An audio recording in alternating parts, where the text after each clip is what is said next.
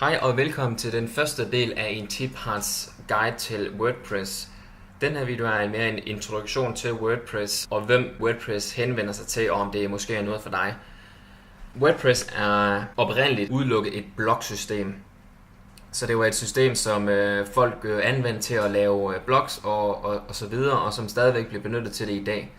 Udover at det er et fantastisk blogsystem, så er det faktisk også et system, som folk de bruger til at lave alverdens hjemmesider med, om det så er en præsentation hjemmeside til deres firma, eller om det så er en webshop. Der er mange store selskaber, som bruger WordPress. Der er også flere, der bruger det som et internt redskab i deres virksomhed til at kommunikere. Så der er rigtig, rigtig mange muligheder med systemet. Og det, der giver WordPress dens muligheder, er alle de forskellige plugins og widgets, som der findes. Fordi det har en af fordelene med WordPress, det er netop, at der er et rigtig stort fællesskab. Et fællesskab, som ikke mindst gør, at der er rigtig mange ressourcer til rådighed online. For eksempel, hvis du har et problem med WordPress, så kan du altid gå ind på Google og søge efter problemet, og så er der altid i 9 ud af 10 tilfælde et svar på det pågældende problem. Og så som jeg var inde på lige før, så er der et væld af plugins. Lige nu er der 47.569 forskellige plugins, som sådan set er ekstra funktionaliteter til din hjemmeside. Det her er sådan set bare nogle af dem. Vi kan prøve at tage nogle af de populære, så jeg kan give et hurtigt indblik i, hvad det for eksempel kunne være. Eksempelvis WooCommerce er sådan set funktionaliteter til at lave din WordPress hjemmeside om til en webshop, og det er ganske gratis at bruge.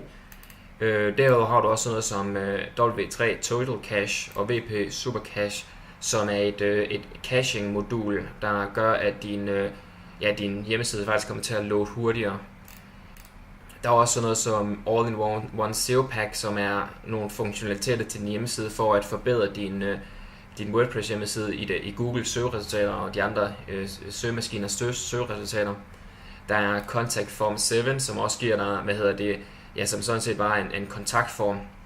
Og faktisk de fleste af de her plugins er gratis. Og så er der så mange, der også tilbyder en Pro-version, så du får nogle af de, nogle ekstra funktionaliteter. Derudover er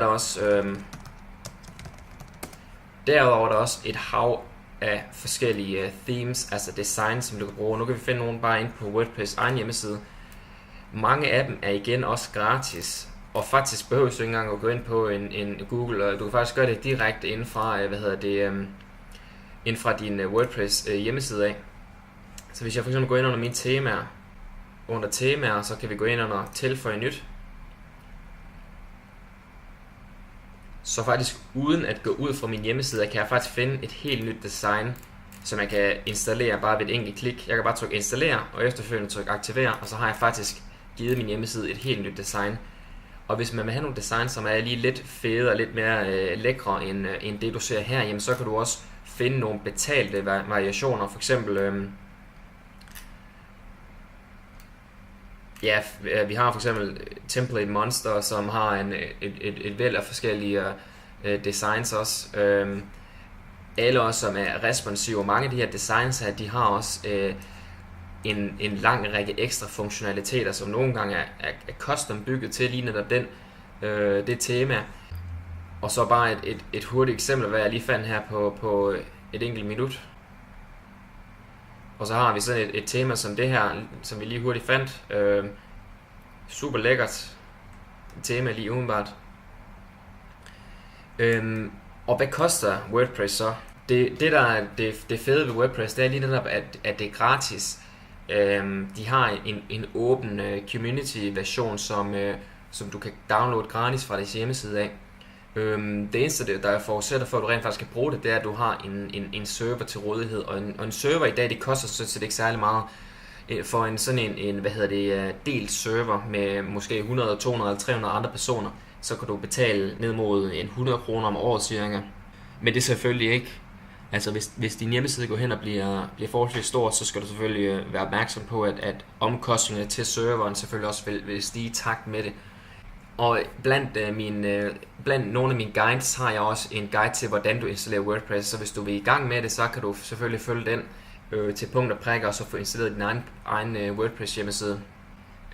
Så man kan sige, at WordPress er en forholdsvis billig og nem metode for at lave en hjemmeside. Det vil sige, det er ikke det mest brugervenlige system, men når først man lige er kommet lidt i gang med det og har dykket lidt ned i det, så er det faktisk meget brugervenligt og meget nemt at gå til. Det er også muligt, at hvis man har nogle kodekendskaber, så også kode noget op fra bunden af, så ligesom alle de her plugins sådan set er nogle ekstra kodefunktionaliteter, som man kan installere. Derudover så har der også nogle andre services, sådan noget som for eksempel WordPress har faktisk også deres egen hosted WordPress løsning. Jeg tror det er wordpress.com. Her der kan du faktisk få en løsning, som er hostet. Betaler for eksempel $8 om måneden, eller de $25 om måneden.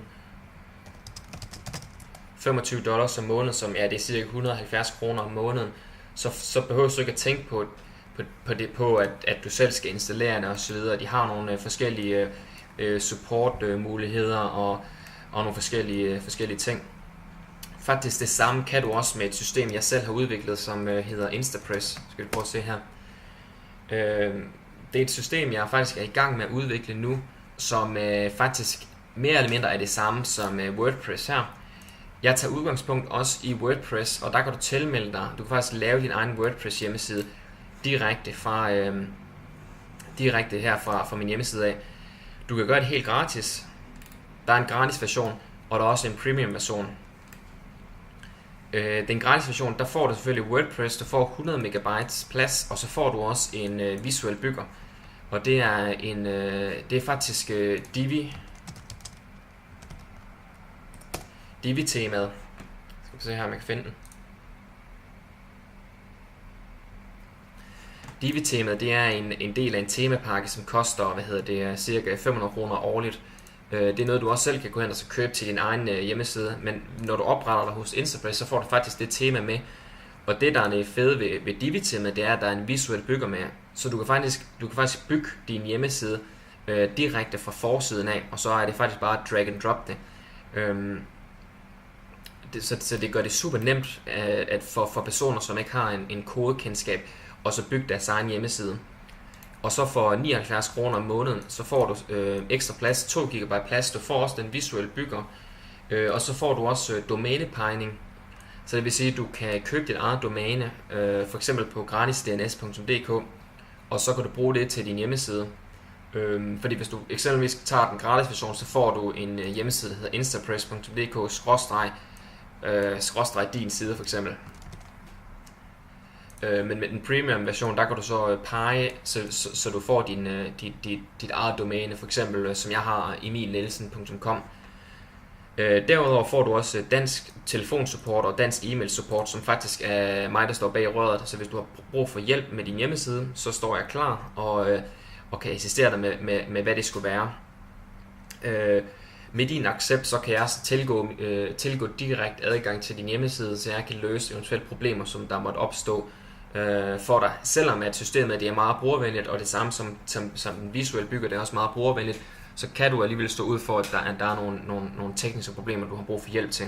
Så med den premium version, så får du selvfølgelig det med også. Udover at også nogle andre funktionaliteter, som Google Analytics for eksempel.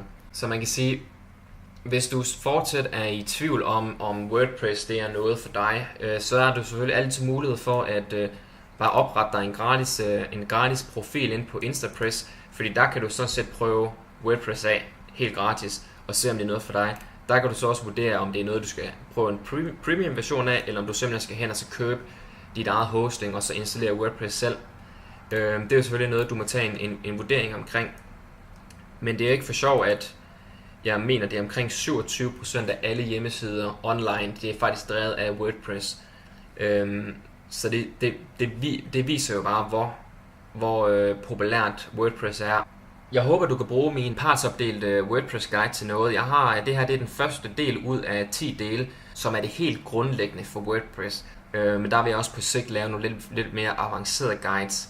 Men hvis du er fuldstændig ny til WordPress, så vil jeg anbefale, at du går de her guides igennem, og så håber jeg selvfølgelig, at det er noget, du kan bruge. Og skulle du fortsat være i tvivl om noget, så er du selvfølgelig velkommen til at kontakte mig. Du er velkommen til at skrive en kommentar nede i kommentarfeltene på min hjemmeside. Tak fordi du har set videoen så langt. Hvis du ser den fra YouTube af, vil jeg sætte pris på, hvis du subscribede, og hvis du ser det fra min hjemmeside af, så vil jeg da sætte pris på, hvis du også tilmelder dig mit nyhedsbrev.